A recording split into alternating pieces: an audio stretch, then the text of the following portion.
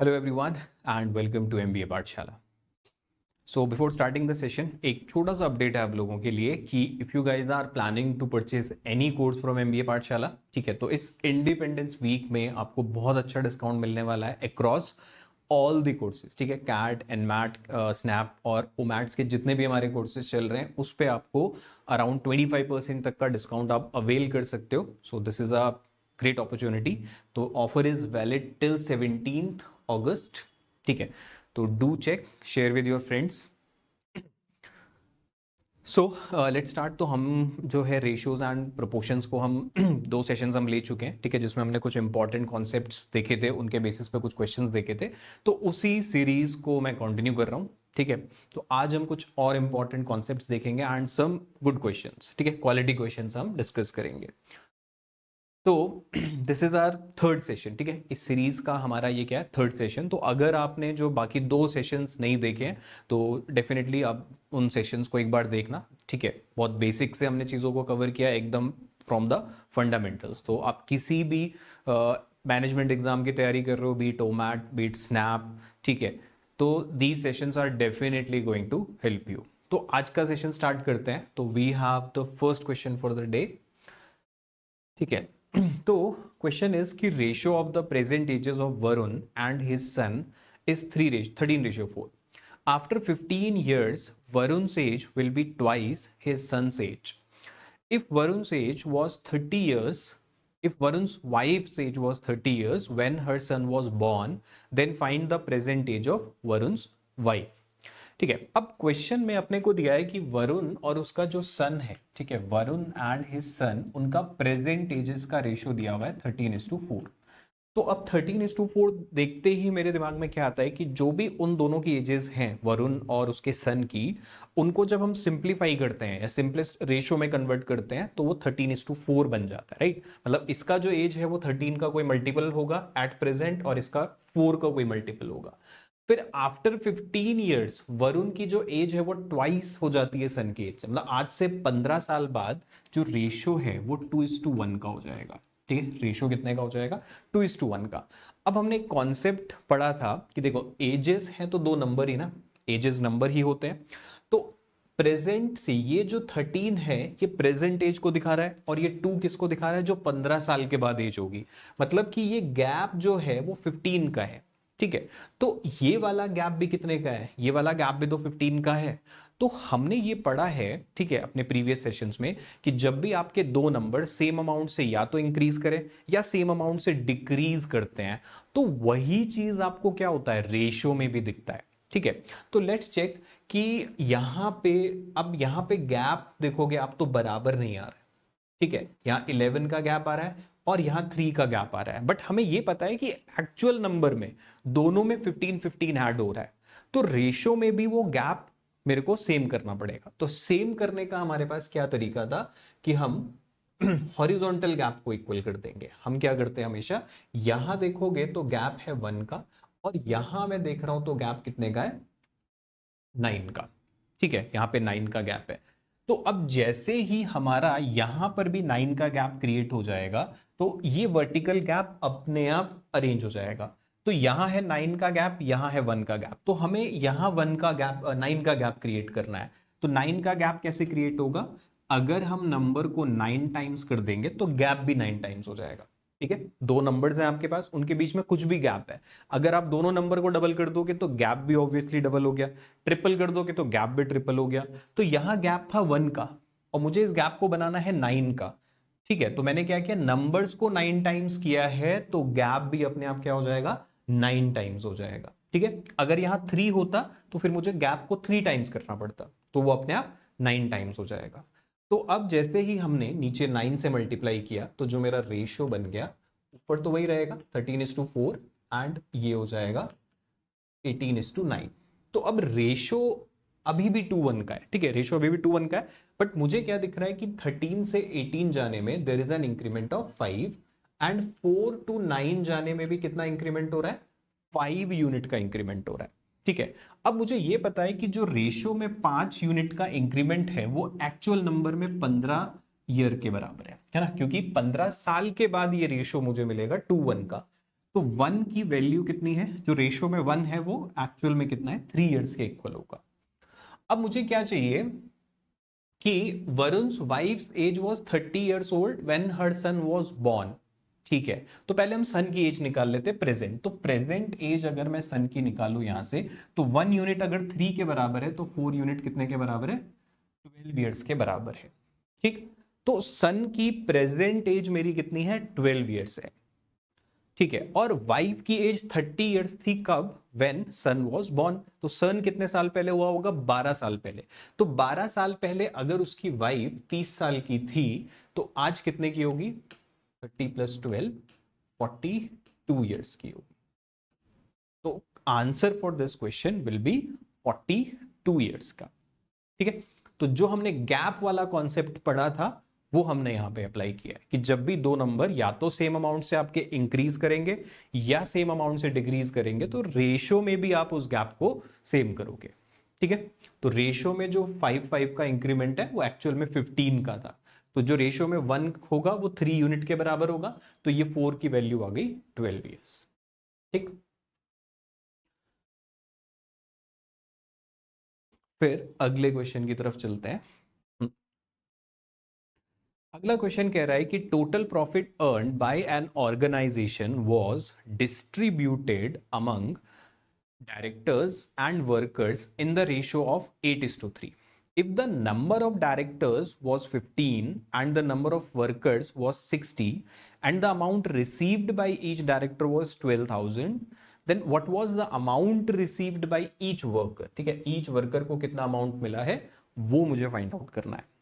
ठीक है, तो अब इसको भी कोशिश करेंगे बिना वेरिएबल के सॉल्व करने की, कि हमें इंफॉर्मेशन क्या क्या दिया है कि जो डायरेक्टर्स और वर्कर्स है टोटल अमाउंट उनको हमने किस रेशियो में दिया है,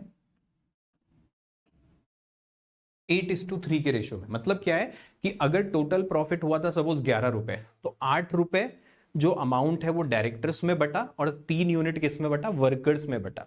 ठीक है, ये 8 किसको डिनोट कर रहा है, जो टोटल अमाउंट हमने डायरेक्टर्स में डिस्ट्रीब्यूट किया है, टोटल अमाउंट। अब वहां पे 15 डायरेक्टर है और हर डायरेक्टर को 12,000 मिल रहा है, तो टोटल अमाउंट कितना डायरेक्टर्स को मिला होगा, 15 इंटू 12,000। अगर एक डायरेक्टर को 12,000 मिलता है तो 15 डायरेक्टर को कितना मिलेगा, 15 इंटू 12 180 हो जाएगा। ठीक है, तो 1,80,000 ये टोटल अमाउंट डिस्ट्रीब्यूट हुआ है डायरेक्टर्स में। ठीक है, और रेशियो के अकॉर्डिंगली डायरेक्टर्स को कितना अमाउंट मिला है, टोटल 8। मतलब कि ये जो 8 यूनिट है ये 1,80,000 के बराबर हुआ ना। तो एक्चुअल में डायरेक्टर को मिला है 1,80,000, but as per the ratio उसको 8 यूनिट मिला है। तो अगर 8 यूनिट की वैल्यू ये है तो वर्कर में जो बटा है 3 यूनिट वो निकाल लेंगे हम, डिवाइड बाई 8 इंटू 3। ठीक है, इसको अगर हम सॉल्व कर लेते हैं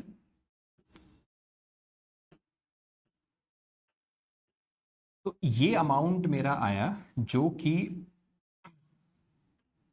इंटू 3, इतना पैसा जो है टोटल वर्कर्स में बटा है। मुझे क्या कैलकुलेट करना है, share of each worker. And कितने वर्कर थे मेरे पास, 60 वर्कर थे, तो डिवाइड इसको कर लेंगे हम कितने से, 60 से। ठीक है, तो ये 2 टाइम्स,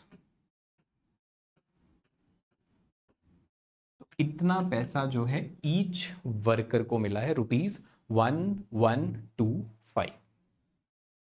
ठीक है, तो 1125 is the total amount received by each worker.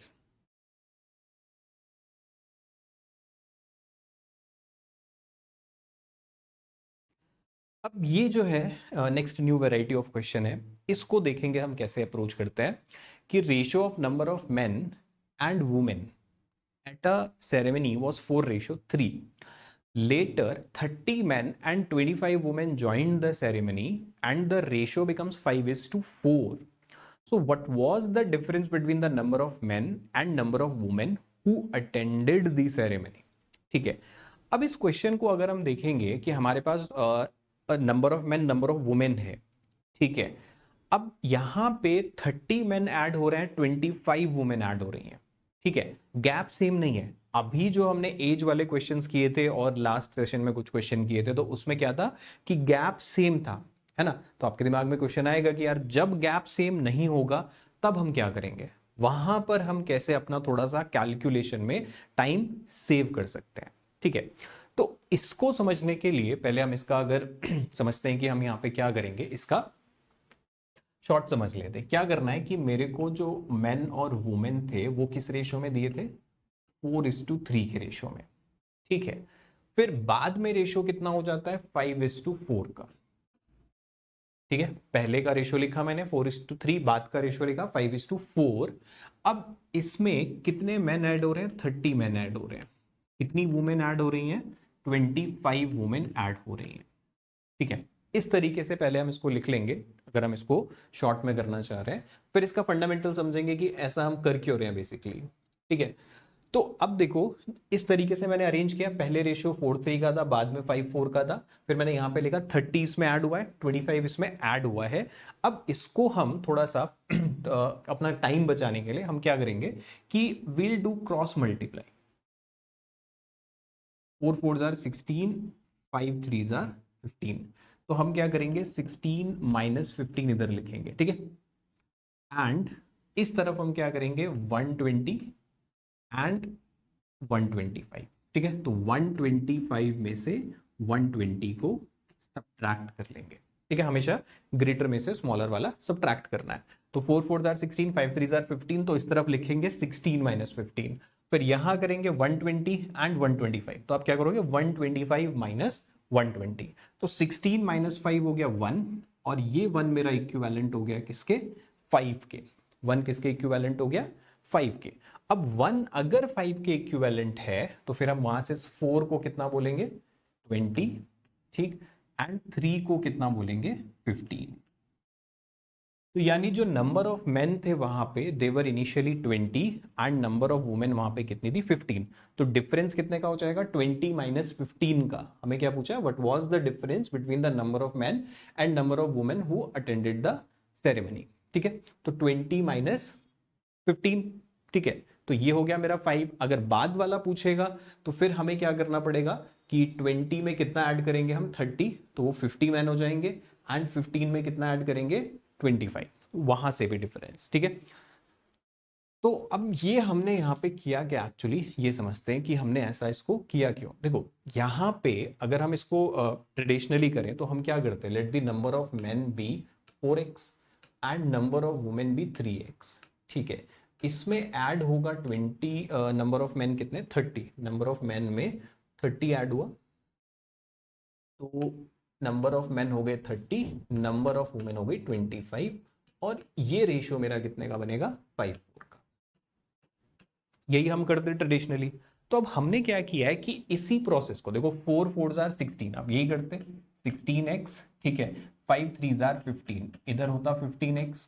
फिर आप उसको एक तरफ लेके आते 16x माइनस 15x, है ना। तो वो चीज हमने यहाँ पे डायरेक्टली कर लिया, 4 4s are 16, 5 3s are 15। तो हमने उस स्टेप को एक ही बार में कर लिया। फिर हम क्या करते हैं, 4 3s are 4 into 30 120। ठीक, तो यही चीज हम यहाँ पे करते कि 4 into 30, तो वो 120 आ गया। एंड यहां पे हम क्या करते, 25 into 5 125। फिर अगला प्रोसेस यही होता, 16x minus 15x and 125 minus 120। इधर मेरा जो x आ गया दैट इज 5। ठीक है, तो यहां से जो हमने 1 निकाला था वो एक्चुअली हम किसकी वैल्यू निकाल रहे थे, x की वैल्यू निकाल रहे थे डायरेक्टली। ठीक है, तो हमने कुछ अलग नहीं किया है, कर हम वही रहे हैं, बस हमने क्या किया कि प्रोसेस को थोड़ा सा शॉर्ट कर दिया है। ठीक है, सो दैट जब आप एग्जाम हॉल में बैठे हो तो आपको इतनी सारी इक्वेशंस ना बनानी पड़े। ठीक है, तो यहां पर मेरे को यह ध्यान रखना है कि आप हमेशा यहां पे हमेशा आप देखोगे क्या कि क्योंकि x मेरा हमेशा क्या होगा, पॉजिटिव आएगा। अगर आप ये पूछ रहे हो कि हम हमेशा बड़े में से छोटे को क्यों माइनस कर रहे हैं, रीजन बीइंग कि यहां पे जो मेरा x आएगा वो हमेशा पॉजिटिव आएगा, क्योंकि नंबर ऑफ मेन कभी नेगेटिव नहीं हो सकता। ठीक है, वुमेन कभी नेगेटिव हो नहीं सकता। अगर ये इन जनरल इक्वेशन होता, क्वाड्रेट या सिंपल सा कोई इक्वेशन होता मैथ्स का, ठीक है, कि एल्जेब्रिक एक्सप्रेशन होता तो x नेगेटिव आ सकता था, बट ये वर्ड प्रॉब्लम में आया है। तो यहाँ पे मेन, वुमेन, अमाउंट वो कभी नेगेटिव नहीं हो सकता। तो उसका एडवांटेज हमें लेना है कि हाँ यहाँ वैल्यू हमेशा पॉजिटिव ही आने वाला है। ठीक है, ये फंडामेंटल अपने को ध्यान रखना है कि जब भी इस टाइप का केस आएगा तो हम उसको ऐसे हैंडल करेंगे। ठीक है, तो ये चीज अगर मेरे को क्लियर है तो आप इसको मेंटली कर सकते हो। ठीक है, इस तरीके से अरेंज करना है 4 3 5 4, देन 4 4 आर 16, 5 3 आर 15, 16 माइनस 15 एक साइड रख लिया, 120 125 एंड 125 माइनस 120 करेंगे, क्योंकि यहां हमेशा मेरे को पॉजिटिव ही आने वाला है, क्योंकि वो मैन वुमेन को डिनोट कर रहा है। ठीक है, यहीं से हमने इस चीज को डिराइव किया है। ठीक है, जस्ट टू सिंप्लीफाई, थोड़ा सा टाइम बचाने के लिए ये आप कर सकते हो।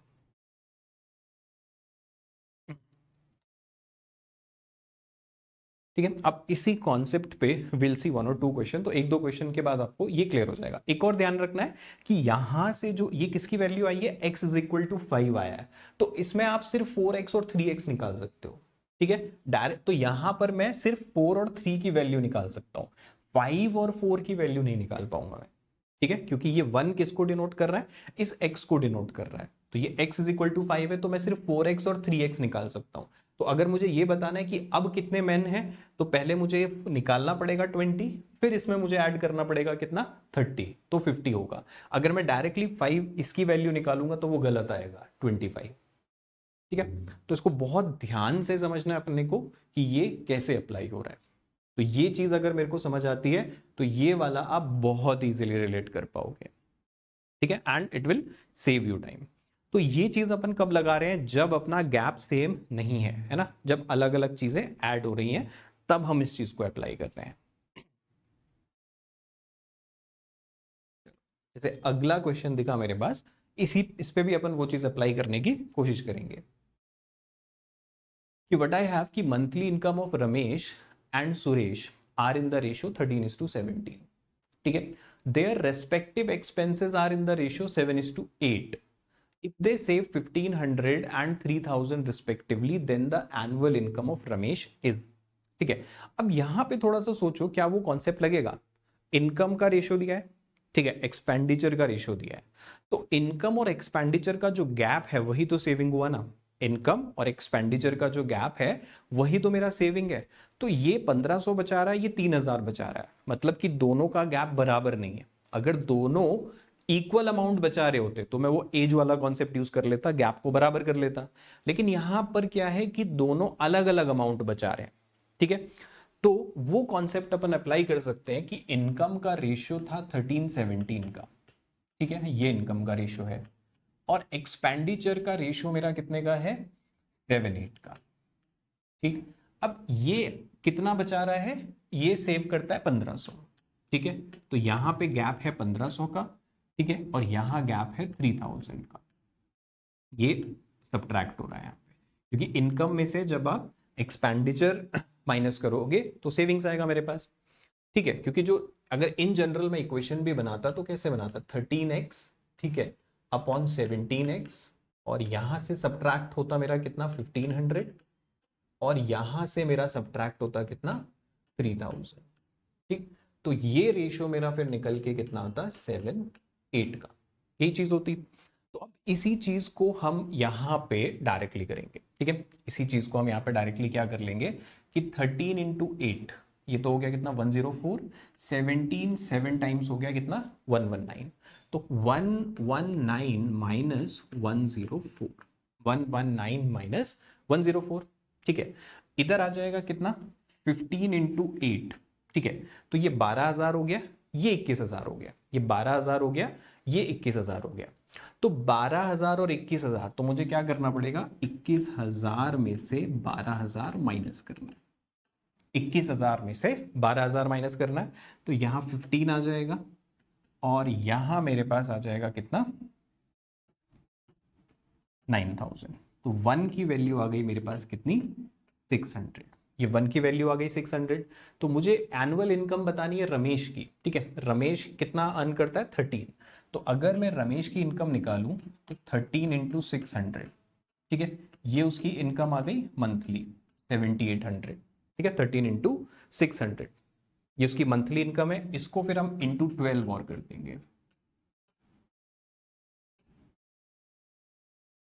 तो 93,600 उसका क्या है, मंथली, ये उसका एनुअल इनकम हो गया।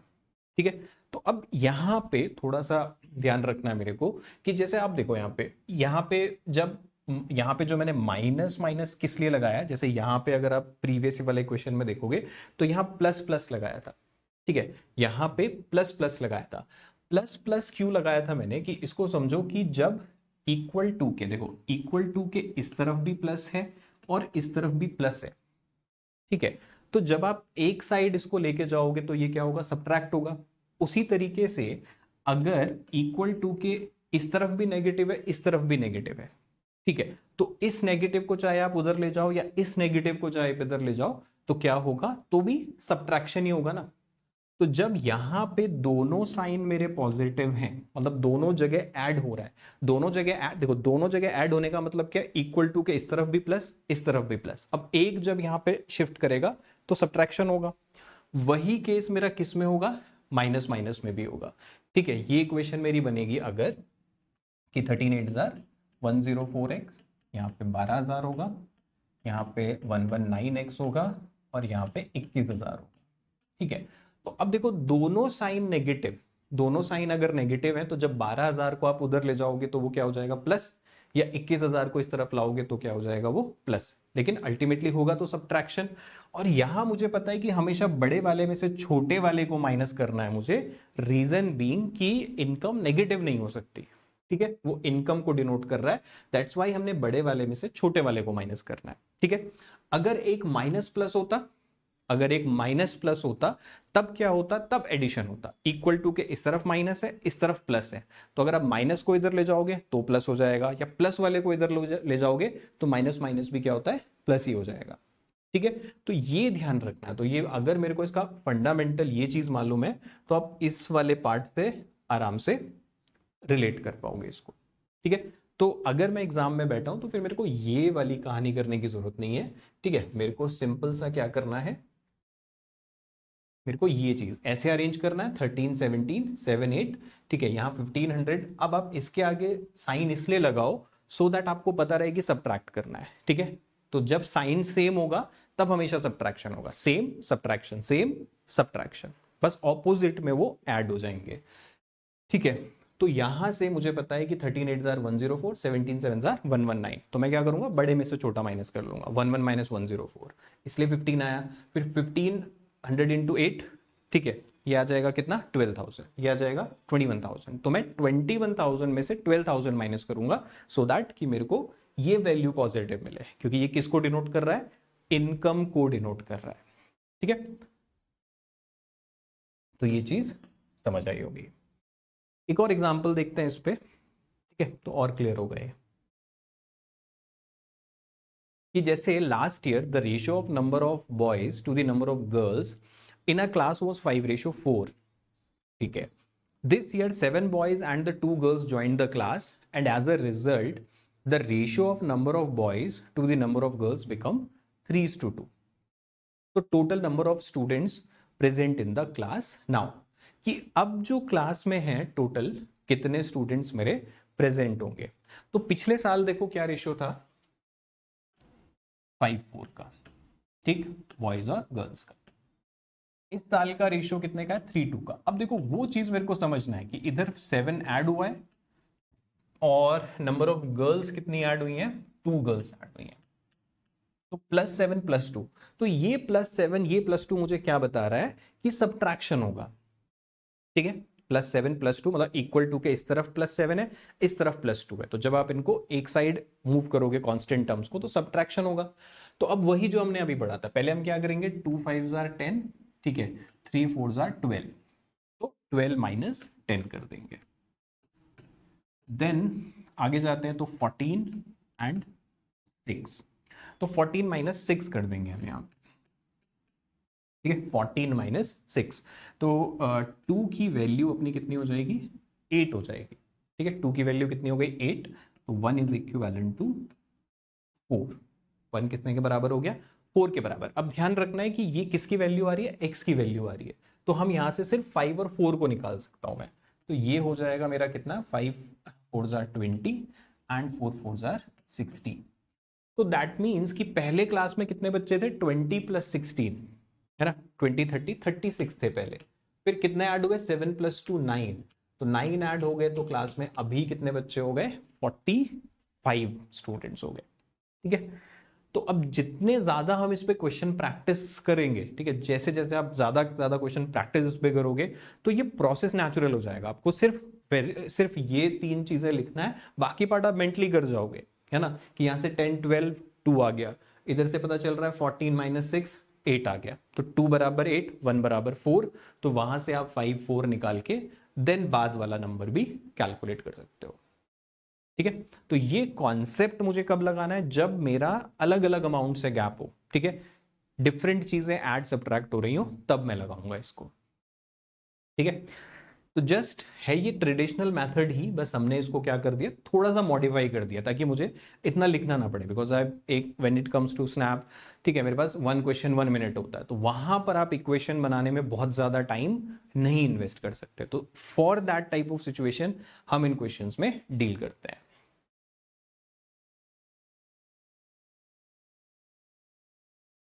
चलो नाउ नेक्स्ट टाइप पे आते हैं।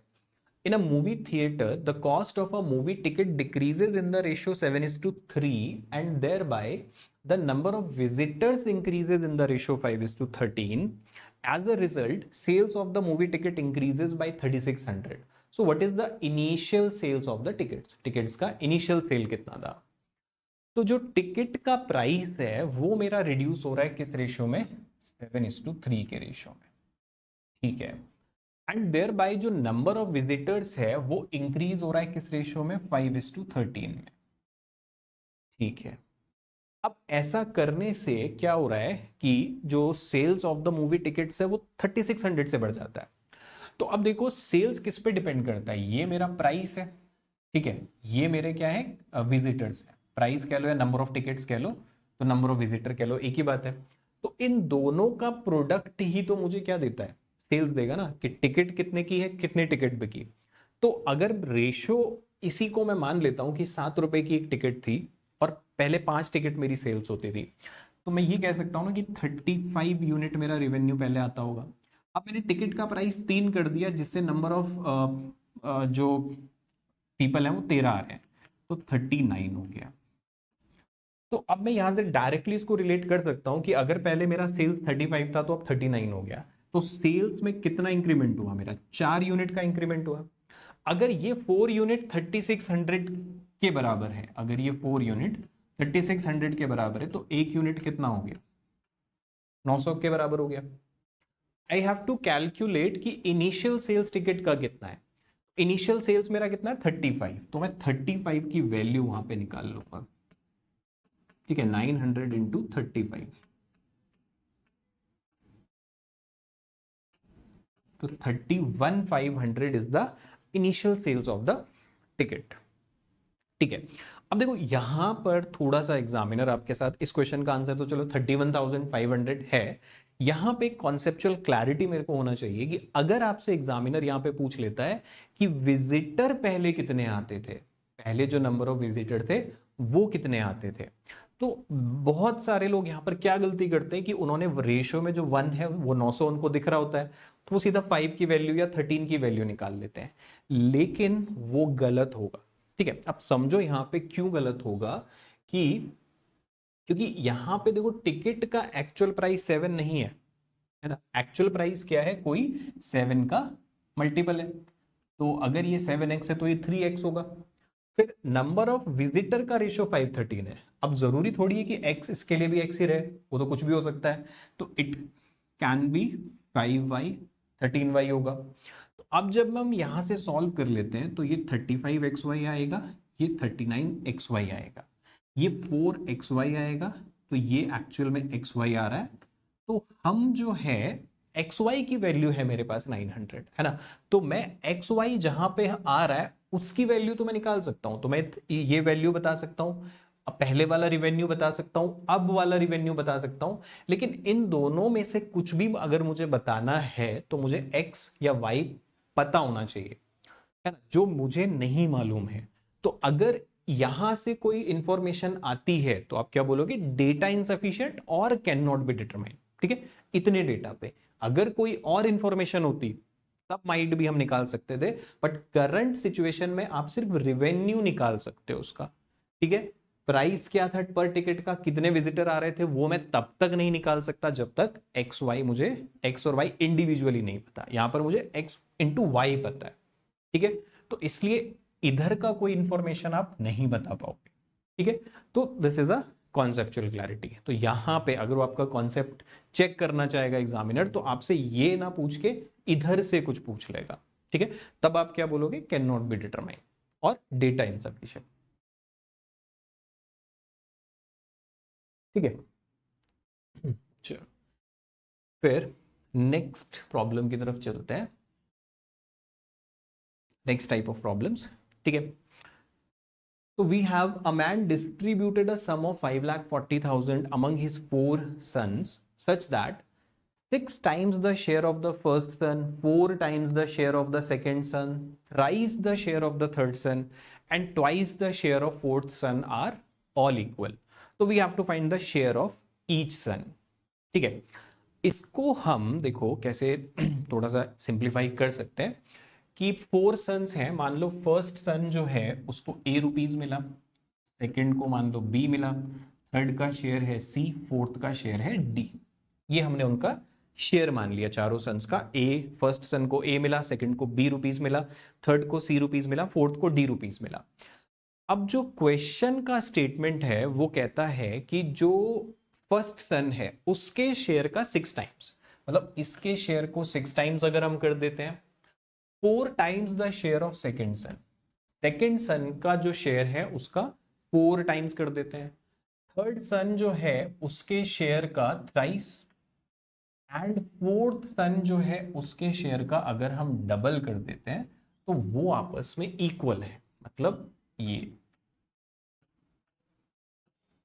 ये आपस में इक्वल है, ठीक है। ए जो भी है उसके शेयर को अगर हम मल्टीप्लाई बाई 6 कर देते हैं, बी का जो भी शेयर है उसको मल्टीप्लाई बाई 4 कर देते हैं, and share of C multiplied by 3, share of D multiplied by 2, वो इक्वल है। तो अब देखो ये सारे आपस में इक्वल है, तो हम क्या कर लेते हैं, इनको इक्वल मान लोगे आप किसके, जो इनके कोफिशिएंट्स हैं 6, 4, 3, 2, इनका कॉमन मल्टीपल ले लेंगे। 6, 4, 3, 2 का कॉमन मल्टीपल क्या हो गया, 12 हो गया, ठीक है। 12 हो गया। हमें क्या करना है कि ये सारे के सारे वैल्यू इक्वल है, तो आप इसको किसके इक्वल मान लो, 6, 4, 3, 2 का एक कॉमन मल्टीपल ले लो। तो 12 ले लो, 24 ले लो, 16 ले लो, कोई भी ले लो, कोई फर्क नहीं पड़ेगा।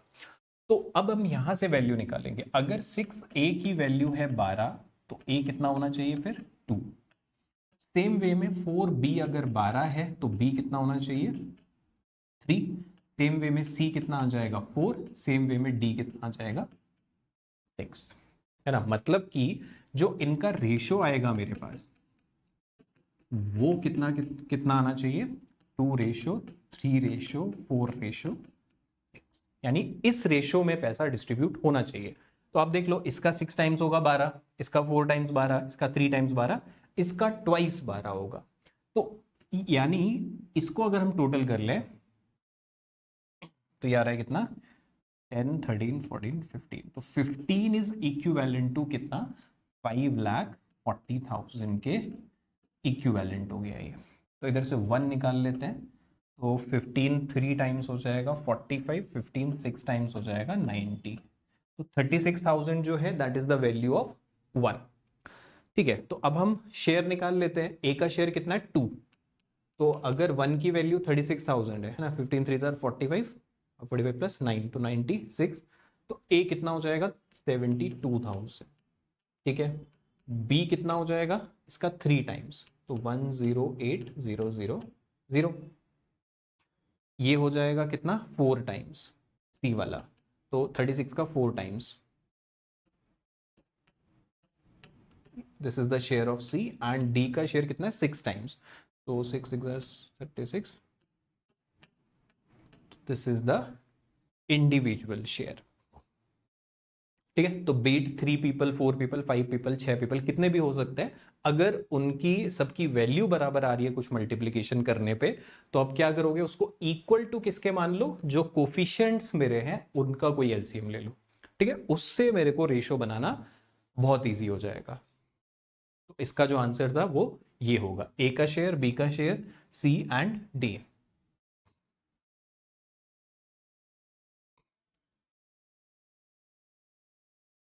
नाउ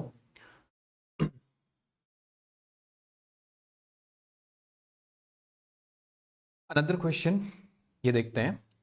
इसमें क्या दिया है कि ratio of the present ages of a man and his only daughter is 4:1। ठीक है, एक मैन है और उसकी जो एक ही डॉटर है, उनकी एज का रेशियो दिया हुआ है 4:1। फिर कहता है कि the man was 30 years old when his only son, who is 3 years younger to his daughter, was born. तो what is the present age of his son? तो उसके सन की जो है वो प्रेजेंट एज क्या रही होगी। अब देखो कि जो रेशियो है प्रेजेंट एज का, डॉटर, मैन और उसकी ओनली डॉटर का दिया हुआ है, और कोई रेशियो मेरे पास है नहीं। इंफॉर्मेशन ये है कि जो मैन था वो 30 years ओल्ड था when his only son was born. ठीक है, तो सन की भी एज अपने को नहीं पता, बट ये पता है कि वो 3 साल छोटा है डॉटर से। एक ही डॉटर है उसकी, तो डॉटर से अगर वो 3 साल छोटा है, और जब वो पैदा हुआ था उस टाइम पे मैन की एज थी 30 years, तो अगर मैन की एज उस टाइम पे 30 years की थी, तो डॉटर की एज उस टाइम पे कितनी होनी चाहिए, 3 साल होनी चाहिए ना, क्योंकि जो सन है वो डॉटर से 3 साल छोटा है। तो जब वो पैदा हुआ होगा तो डॉटर उससे 3 साल बड़ी होगी, तो एट मीन्स कि उसके बर्थ के टाइम पे डॉटर 3 साल की थी, तभी तो वो 3 साल बड़ा हुआ। तो इसका मतलब यहां पे ये मेरे पास आ गई उनकी एजेस का, जब उनका सन बॉर्न हुआ था। ठीक है, तो एक ऐसी क्वांटिटी मुझे ढूंढनी है जो आज भी सेम है और जब सन हुआ होगा तब भी सेम है, इस मैन और डॉटर के बीच में। तो वो चीज क्या होगी, एज का डिफरेंस, है ना। एज का गैप तो नहीं बदलेगा ना, कि अगर आज दो लोगों की एज में 5 साल का गैप है तो वो हमेशा ही 5 साल तो रहेगा। तो एट द टाइम इनकी एज का गैप कितना था, 27 years का था। कब, जब सन हुआ था। अब सन कितने साल पहले हुआ था ये अपने को नहीं पता, तो इसका मतलब एट प्रेजेंट भी जो गैप है वो कितना होना चाहिए, 27। लेकिन रेशियो वाइज वो गैप 3 यूनिट है, तो 1 यूनिट हो जाएगा मेरा 9 years। तो प्रेजेंट एज ऑफ सन हमें निकालनी है, तो पहले डॉटर की एज कितनी हो गई, 9 हो गई ना, 1 किसके बराबर हो गया, ये 9 years हो गया। मैन की एज कितनी हो गई, 36 years। ठीक है, तो अगर डॉटर 9 साल की है तो सन उससे 3 साल छोटा है, तो सन की एज कितनी हो जाएगी, 9 - 6,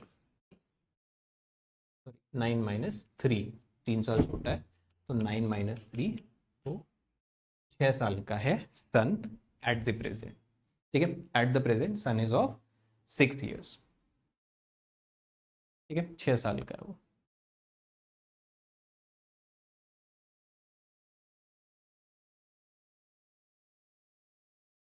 तो ये वाला कॉन्सेप्ट समझ आया होगा। तो बस कोशिश आपको क्या करना है कि चीज़ों को रिलेट करना सीखना है। ठीक है, कहीं पे बहुत रेयर केसेस होंगे जहां पर आपको वेरिएबल में जाने की जरूरत पड़ेगी।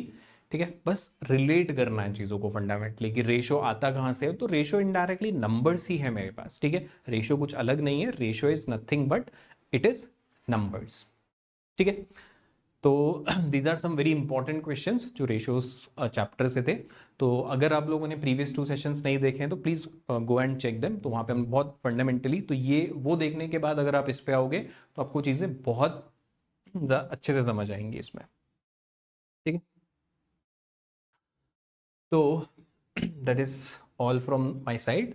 तो वंस अगेन गाइस, कि अगर आप लोग चेकआउट करना, डेफिनेटली गो एट mbapathshala.com। ठीक है, डिस्काउंट वहाँ पे चल रहा है। Apart from that there is a lot of free content for CAT. ठीक है, एंड कैट एंड ओमैट्स के लिए भी are free batches are also going on there. तो आप उन फ्री बैचेस में एनरोल हो सकते हो। Just go to the courses, ठीक है, जहाँ पे परचेज वाले ऑप्शन पे जाओगे फ्री कोर्स में, तो ऑटोमेटिकली वो ऐड ऑन हो जाएगा, तो उसमें you will get live sessions, ठीक है, रिकॉर्डेड कुछ नहीं है उसमें, एवरीथिंग इज लाइव सेशन मिलेंगे आपको वहाँ पे, क्वांट के, एलआर के, वर्बल के, ठीक है, everything will be there. Same CAT के लिए भी मिलेगा, कैट में भी आपको फ्री सेशंस मिलेंगे, तो 2 कोर्सेज आपको दिख जाएंगे, they are free. And apart from that अगर आप डेडिकेटेड बैच देख रहे हो फॉर स्नैप, एनमैट, कैट के लिए, तो this is the right time कि अभी there is a discount is also going on, तो go and avail this discount, ठीक है, शेयर विद योर फ्रेंड्स।